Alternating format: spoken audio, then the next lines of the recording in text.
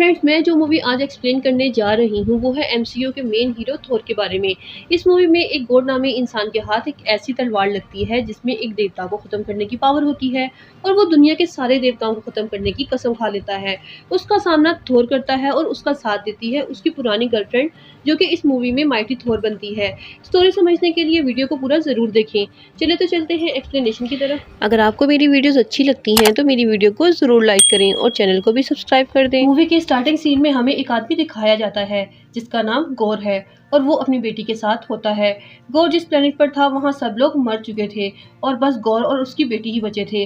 फिर उसकी बेटी भी मर जाती है। इस प्लेनेट के सब लोग रापू नाम के गॉड की पूजा किया करते थे। गौर भी इतनी मुसीबत में रापू गॉड को पुकारता है और मदद मांगता है। इतने में गौर को एक बाघ दिखाई देता है और वो वहां जाकर पानी पीने लगता है और फल खाने लगता है। वहां रापू आकर कहता है कि ये सब तुम्हारे लिए नहीं है, बल्कि वो तो अपनी जीत का जश्न मना रहा है क्योंकि उसने नेक्रोसॉर्ड के मालिक को मार दिया है। ये एक तलवार का नाम है जिसमें देवताओं को मारने की पावर थी और वो तलवार सदियों से लोगों को बहकाकर देवताओं को मारती हुई आ रही थी और इस तलवार को पकड़ने वाले के अंदर भी पावर्स आ जाती हैं। वो तलवार वहां मौजूद थी। गौर उस टापू देवता को कहता है कि मैं तो ये समझा था कि तुम मेरी मुसीबत में मदद करने आए हो। मैं और इस प्लेनेट के सब लोग तुम्हारी कितनी पूजा करते हुए आए हैं, लेकिन तुम तो इस काबिल ही नहीं थे कि तुम्हारी पूजा की जाए। और ये कहते ही वो लड़ने लगते हैं। गौर वो तलवार उठाकर रापू को मार देता है क्योंकि वो तलवार अपने आप गौर के हाथ में आ जाती है जब गौर रापू से लड़ रहा होता है। फिर वो तलवार गौर को कहती है कि अगर तुम्हें अपनी बेटी की मौत का बदला चाहिए तो सारे गॉड्स को मार दो। अब गौर सब देवताओं को मारने की कसम खा लेता है उस तलवार के बहकावे में आकर। फिर हमें दूसरी तरफ जमीन पर जेन फोस्टर को दिखाया जाता है जो कि थोर की पुरानी गर्लफ्रेंड होती है। उसको दिखाते हैं कि उसका कैंसर लास्ट स्टेज पर होता है। उसे एक दिन म्यूनिट के बारे में पढ़ने पर पता चलता है कि उसको उठाने से इंसान के अंदर बहुत ज्यादा पावर्स आ जाती हैं और उसकी कमजोरियां भी दूर हो जाती हैं। म्यूनिट के पीछे जेन फोस्टर न्यू एस्गार्ड चली जाती है क्योंकि उसे लगता है कि उसका कैंसर म्यूनिट के पकड़ने से ठीक हो जाएगा, लेकिन वहाँ म्यूनिट टूटी हुई हालत में होता है। अचानक से वो जुड़ जाता है और जेन उसे उठाकर बन जाती है थोर। ऐसा इसलिए हुआ था क्योंकि कई साल पहले जब थोर और जेन साथ हुआ करते थे तब थोर ने म्यूनियर से कहा था कि वो जेन का ख्याल रखे। थोर की ये बात म्यूनियर पर जादुई मंत्र की तरह काम कर गई थी। ऐसे में म्यूनियर और जेन का एक कनेक्शन बन गया था और म्यूनियर ने ही जेन को कैंसर की हालत में खुद अपने पास बुला लिया था और वो थोर बन गई थी। लेकिन उससे उसके अंदर सिर्फ पावर्स आई थी जो कि थोर की हालत तक रहती हैं। इंसानी हालत में आते ही वो वैसी ही हो जाती है और वो और कमजोर होती जा रही थी।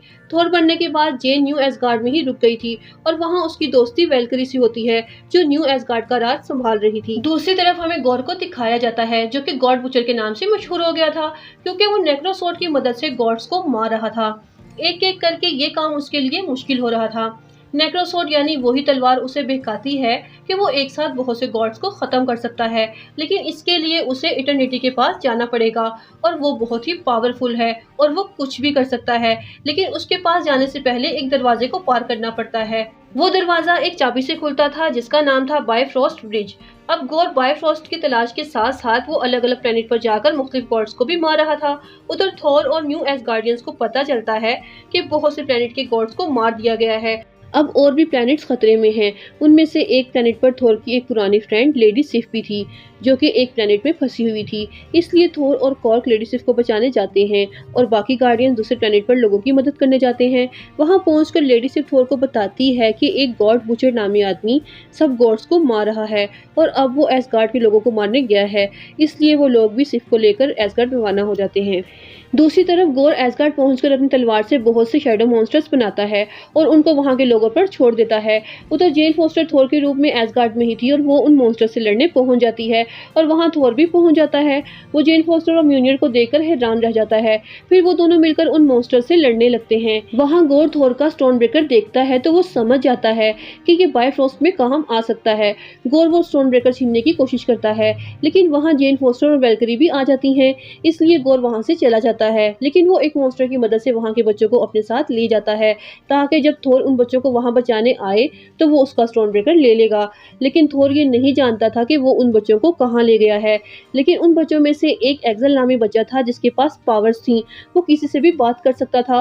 वो थोर को उस जगह के बारे में बताता है जिसका नाम था शैडो रियल्म, जहाँ सब बच्चे थे। क्योंकि गौर की तलवार अंधेरी ताकतों से बनी थी इसलिए उस जगह पर गौर की ताकत और भी ज्यादा हो गई थी। ये सोचकर थोर और उसके साथी परेशान हो जाते जाते हैं और डर जाते हैं।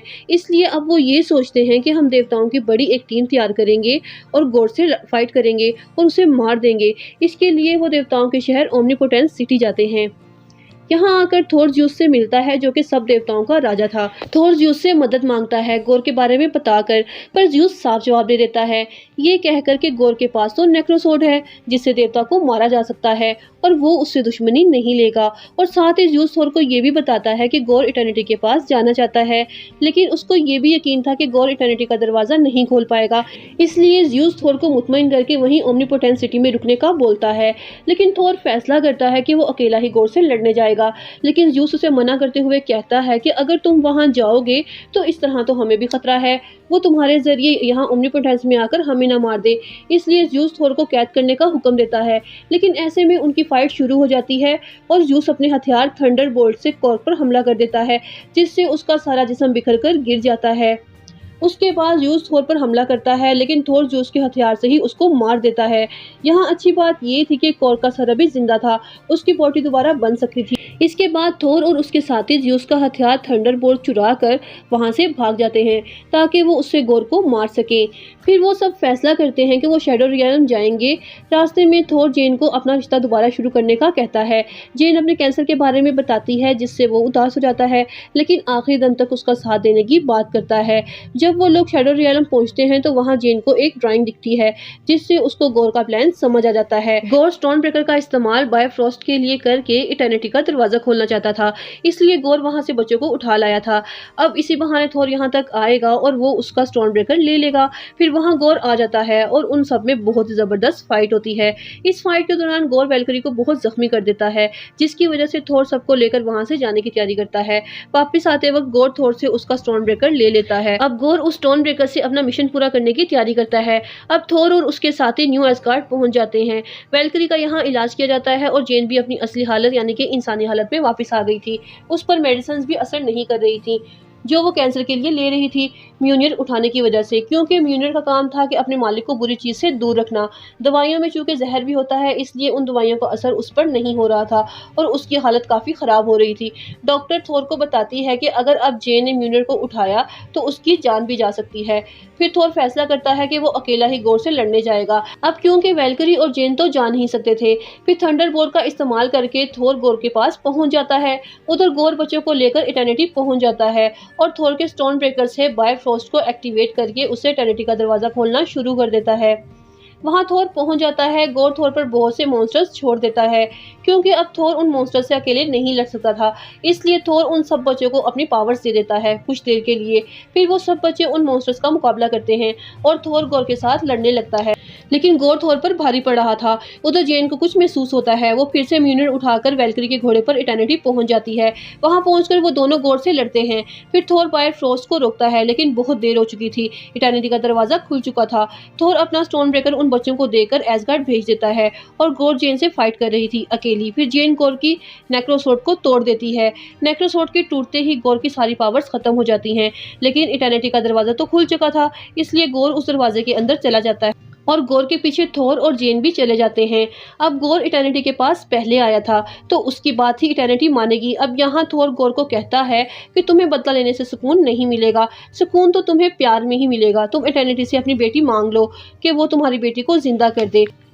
यहाँ जेन मर रही होती है तो गोर कहता है कि मैं तो खुद भी मरने वाला हूँ, मेरी बेटी जिंदा हो भी जाए तो उसका ध्यान कौन रखेगा। इस पर जेन कहती है कि तुम्हारी बेटी को थोर पालेगा। इस पर थोर भी एग्री करता है और उसके बाद गोर इटर्निटी से अपनी बेटी को मांग लेता है और उसकी बेटी में गोर की सारी पावर्स आ जाती हैं।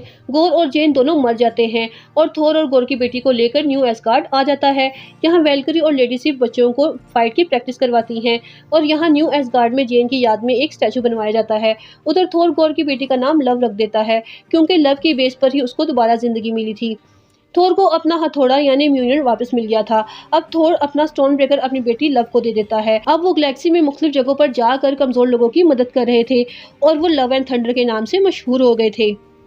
मूवी के मिड क्रेडिट सीन में ज्यूस को दिखाया जाता है, जो कि अभी मरा नहीं था, बल्कि वो बहुत बुरी तरह जख्मी था। उसे ये बात बहुत बुरी लग रही है कि दुनिया में कोई देवताओं की इज्जत नहीं कर रहा और वो अपने बेटे को थोर को मारने का बोलता है।